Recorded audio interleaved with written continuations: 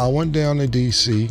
It was Howard homecoming. I was just really going to hang out because I knew I wasn't booked that weekend, but I was like, I'm gonna go hang out. I knew Jim and Jewels had parties, so I'm like, I'm gonna go with them. Went down there to hang out, had a good time. We went down there pretty deep. It was, I probably had like 6 cars with me. And basically I pulled up at a red light, me and my bro HUD. And we was at a red light and a guy pulled up next to me and pulled a gun out and he's waving the gun in my car. You know, a Lamborghini's low to the ground. So I thought it was an undercover police officer because there was so many people outside.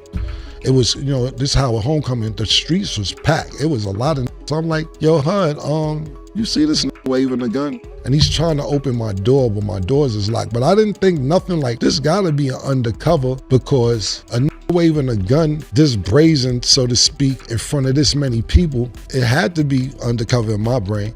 So I said, HUD, look at this waving a gun, what's up? So HUD, you know, people who know my brother HUD, it wasn't funny, but the way he said it was funny. He's like, Gil, he called me Gil. He's like, Gil, you think you want to get out of here? Maybe?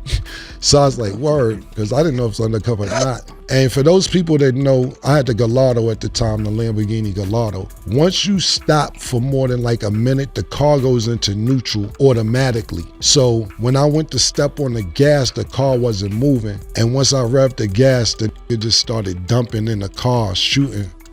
And then I hit the paddle, got out of there, pulled off, you know, basically got away from them. I was with some other people behind me. I skirted on everybody because the homeboy started dumping. And like I said, he did that shit in front of, it had to be like 600 people just on that block. So I pulled out, I jumped on a highway. This was some real movie shit. I don't want to sound like Zeke because Zeke's stories be sounding crazy. But I jump on whatever highway is the wrong way. What exactly did did you hear the guy say he was trying to jack you? Like, get out the car. Give me the car, fool. And I said, get the f*** out of here. Murked out. What happened was they told me to give up the car and I looked at him like he was stupid, pulled off, and then he started shooting. He was shot twice in the arms. He was treated and released from Howard University Hospital. And tonight, after landing back here in Teterboro, he showed us the bullet hole still clearly visible in his left arm. But he says he is okay. And me, I'm fine. I'm excellent, man. It was great. He's fine now, but how about at that moment when he first faced the hijacker at this DC intersection? I felt disrespected because nobody's going to take a $250,000 car from me, let alone a 5-cent piece of chewing gum. And I'm driving on oncoming traffic, like on an I, like if it's I-95, I'm driving on oncoming traffic, weaving all the traffic, and then HUD is like, Gil, they're not behind us. I think we good. But then I look down and I see mad blood. I'm like, yo, I think I hit. I didn't feel nothing, but I was like, yo, I think I'm hit. And so I finally got off the highway and then the car broke down. And I'm like, why would we break down right by the project? But the streets is so flooded, it's crazy. So the car break down, I run up the mad people window bleeding like, yo, can you take me to the hospital? They like, yo, get away from here. Like, yo, you all shot up gas. And then one person recognized me, this dude, he's like, oh, Cam, I was like, yo, I'm shot. Can you take me to the hospital? So I jumped in with him. It's mad traffic. I'm just sitting in traffic. I'm like, yo, you gotta get me to the hospital. This calling, yo, Cam shot. I got him in the whip. I say, yo, bro, could you just get me to the hospital? And then You remember his name? Nah, I actually don't. And I wish I could send him something. Cause when I pulled up, I didn't know where I was bleeding from. I just knew it was blood. And then when I pulled up to the hospital, I just ran in the ER. And then I basically was in the ER and then, you know, they probably put me to sleep. Everybody came over there. And then when I woke up, the cops was there. They were like, you see, you know, the regular shit. I'm like, I really don't know who did it, et cetera, et cetera. And that's kind of what happened. I ended up actually going to jail behind that shit because I was on probation at the time. And they was like, if you don't cooperate, then we violating your parole because you wasn't supposed to be in DC anyway. It's not because of music or not anything else, but you gotta realize me and my boys, we go hard. We got $1 million worth of jewelry on. We got $250,000 worth of cars. We candy paint everything. We like to live a luxurious life. And you got people who don't want to see that. But I never found out who did it. But you know, there's a lot of people circling and rumors running around saying that I played the part of Alpo and they don't like Alpo in DC. And that was kind of a couple years after the movie, et cetera, et cetera. Cam went through a lot. You know, he got shot over that road. In Washington. Yeah, that was over that. Yeah. You know, And even like, and you know, he's never told this story, but like it was times I didn't really realize what happened. He was like, I was asking him to do another role once. He was like, yo, bro, I got shot over, because it was a certain scene that he was like, I don't want to do that scene. You know what I'm saying? And he was like, it's going to be too much. So almost, when I found out that, I felt a little responsible, and I never wanted to put anybody in that position again, because people take this story really serious.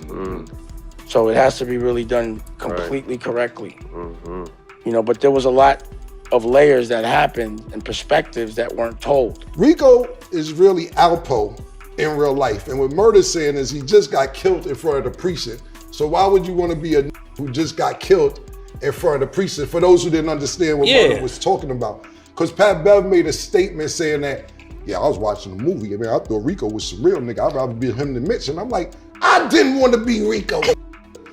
Me and Dane Dash had a whole argument about that part. I'm like, yo, my. He said, Killer, it's all good. You know what happened when I played Rico? They shot me in DC. That's what happened when I played Rico. Say you snitch ass, they confusing motherfucking movies with real life. But you know why them DC for me?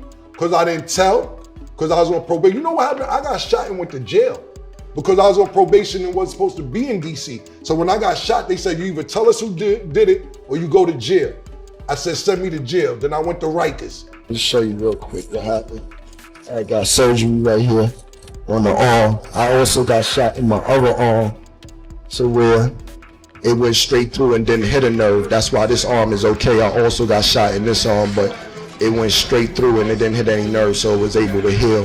This right here, it grows 1 millimeter a day, which is smaller than a centimeter. So it's gonna take a year or a little bit more to get the feeling all the way back up to here. So right here, from here to here, it grows 1 millimeter a day. So I won't be getting the feeling back in my arm, in my 2 fingers, I should say, for maybe a year. Cam got shot. I think he was some type of carjacking or whatever the case may be. Cam wasn't going for it.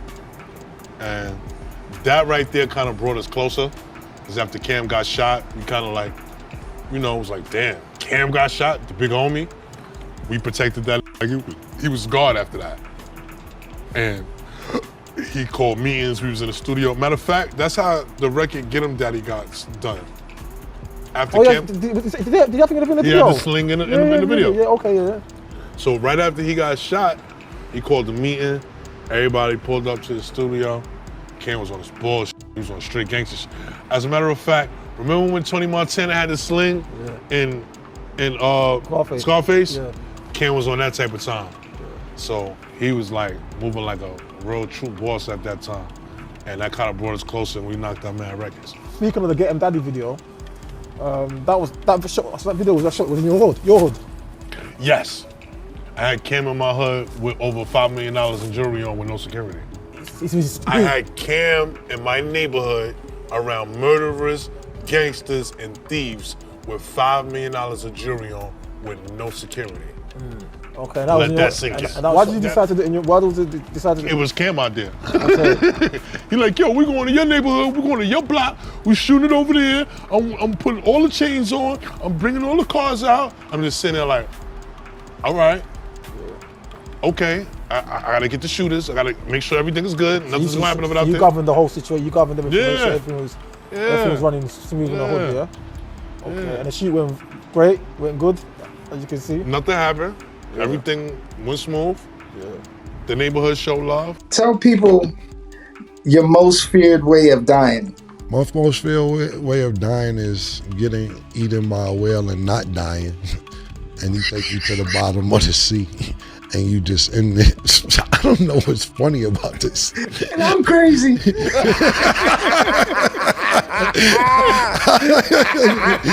I don't know what's funny about this, man.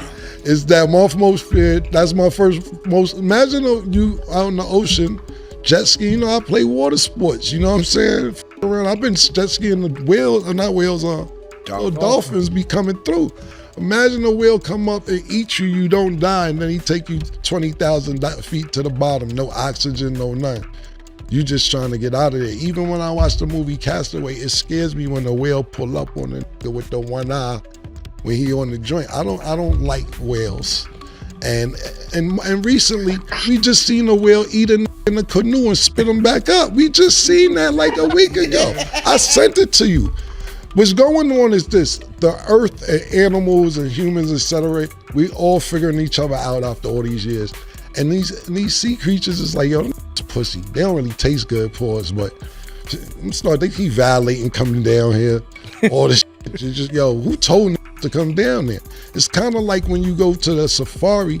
That's why I never been to safari, because girl, yo, Cam, let's go to safari. Like, we chose safari. I said, I used to live in a safari. She said, where? I said, Harlem. It was the jungle.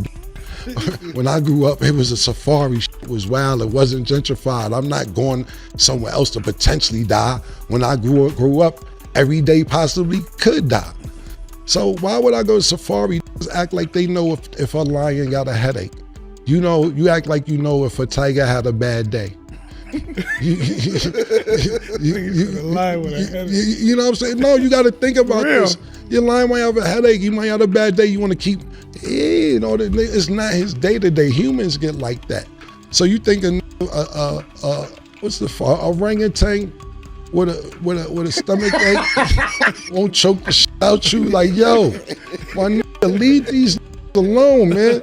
You keep going in their habitat and try and think that it's cute and all that, and then when an accident happens, cool, it's no real way to communicate.